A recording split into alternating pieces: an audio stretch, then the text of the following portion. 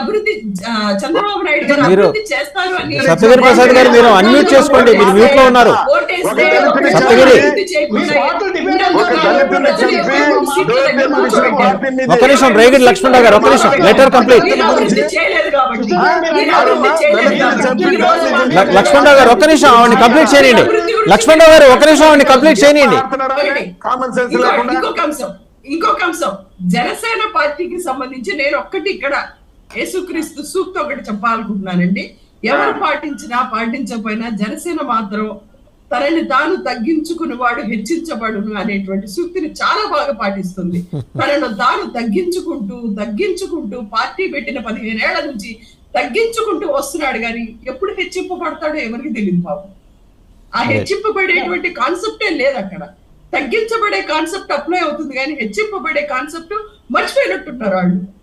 జనసేన పార్టీని నమ్ముకున్నాడు అందరినీ ఖచ్చితంగా మోసం చేయడం ఖాయం. ఆయనకి సొంతమైనటువంటి సిద్ధాంతం లేదు, ఆయనకి సొంతమైనటువంటి సిద్ధాంతం లేదు. ఆయన తనకి తాను తగ్గించుకుంటూ చంద్రబాబు నాయుడు గారికి బానిసత్వం చేస్తూ బతకడానికే ఉన్నాడు, కానీ ఎప్పుడు హెచ్చింపబడతాడో ఎవరికి తెలియదు. ఆయన ఏ సంవత్సరం ఎందుకండి పవన్ కళ్యాణ్ గారి గురించి మాట్లాడుకుంటూ పార్టీ పెట్టి 15 ఏళ్ళైంది, రాజకీయాల్లో వచ్చి 15 ఏళ్ళైంది, ఇంతవరకు ఎమ్మెల్యే సీట్ గెలిచిపోయాడు ఆయన. ఆయన చెప్తాడు మళ్ళీ ఆయన ప్రసంగాలు ఇచ్చేస్తాడు. ఆయన గురించి మాట్లాడుకోవాలి, ఆయన గురించే మాట్లాడుకోవాలి. జనసేన పార్టీ గురించి, టీడీపీ పార్టీ గురించి మాట్లాడుకోవాల్సిన అవసరమే లేదు అసలు. ఎందుకంటే ఈ రోజు వాళ్ళు 2014లో ఈ కూటమి వచ్చినప్పుడు ప్రజలు నమ్మారు. అప్పుడు ఎలాంటి అభివృద్ధి చూపించలేదు, కాబట్టి వాళ్ళు పూర్తిగా ప్రజలు పూర్తిగా ఆ టీడీపీ జనసేన పూర్తిగా మర్చిపోయారు.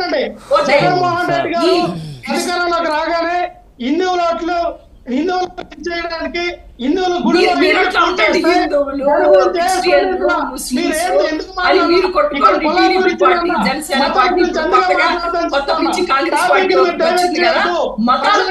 కొట్టుకోండి, కానీ జగన్మోహన్ రెడ్డి గారు ప్రజలకి ఏం మంచి చేశామా అనే దాని మీద మాట్లాడతారు.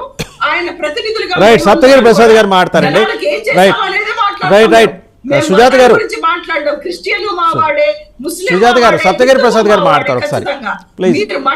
మతాల పేర్లు చెప్పి ఓట్లు చించడమే ఒక్కటే ముఖ్య ఉద్దేశం. సప్తగిరి ప్రసాద్ గారు అదే విధంగా ఏదో ఆయన ముసై గారు చెప్తున్నారు 1,00,000 కోట్ల మంది ఉన్నారని చెప్పి. 1,00,000 కోట్ల మంది తెలంగాణలో కూడా ఉన్నారు, ఎందుకనో లేదండి ఇన్నాళ్ళు ఎందుకు వెళ్ళలేదు. రైట్ సుజాత గారు సప్తగిరి ప్రసాద్ గారు మాట్లాడతారు, టీడీపీ అధికార ప్రతినిధి. ఒకసారి లెట్ హిమ్ స్పీక్ అవుట్ అండి.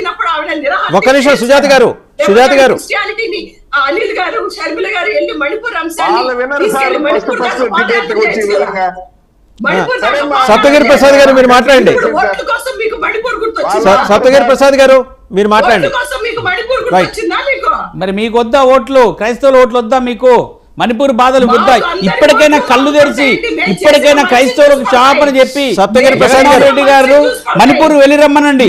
కనీసం ఆయన ముఖ్యమంత్రి హోదా దిగిపోయే లోపలైనా క్రైస్తవుడుగా ఆయన మెడలో సిలువేసుకున్నందుకు, వాళ్ళ నాన్నగారు క్రైస్తవ పద్ధతులను పెంచినందుకు గాను ఇప్పటికైనా రమ్మనండి. సప్తగిరి ప్రసాద్ గారు వస్తుంది. ఒక్క నిమిషం సుజాత గారు, సప్తగిరి ప్రసాద్ టైం కూడా అయిపోవచ్చింది. సుజాత గారు రాహుల్ గాంధీ ఎందుకు పుట్టినప్పుడు మరి ఎందుకు క్రైస్తవుల ఓట్లు జగన్మోహన్ రెడ్డి గారు ఎందుకు క్రైస్తవుల ఓట్ల మీద ఆధారపడ్డారు? ఇప్పుడు మీరు ఎందుకు ఉలిక్కి పడుతున్నారు?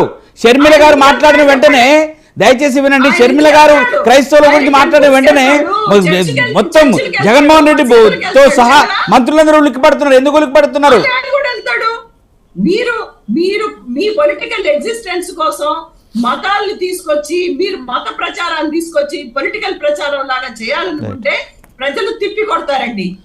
ఓట్ల కోసం మీ పొలిటికల్ ఎగ్జిస్టెన్స్ కోసం ఈ రోజు షర్మిల గారు మతం అనే దాన్ని తీసుకొచ్చారు అన్నట్లుగా కనిపిస్తుంది. మరి ఆ మాట మీరు చెప్పండి, మేము షర్మిల గారి ద్వారా, బ్రదర్ అనిల్ ద్వారా మేము పదవులకు రాలేదు, క్రైస్తవుల ఓట్లు మాకు వద్దు, క్రైస్తవుల ఓట్ల దాకా మాకు రాలేదు, స్వామీజీలు రాజగురులు ఖచ్చితంగా మాట్లాడదాం. థ్యాంక్ యూ చెప్పండి అమ్మా, మీరు చెప్పండి. మత్తయ్య గారు థ్యాంక్ యూ.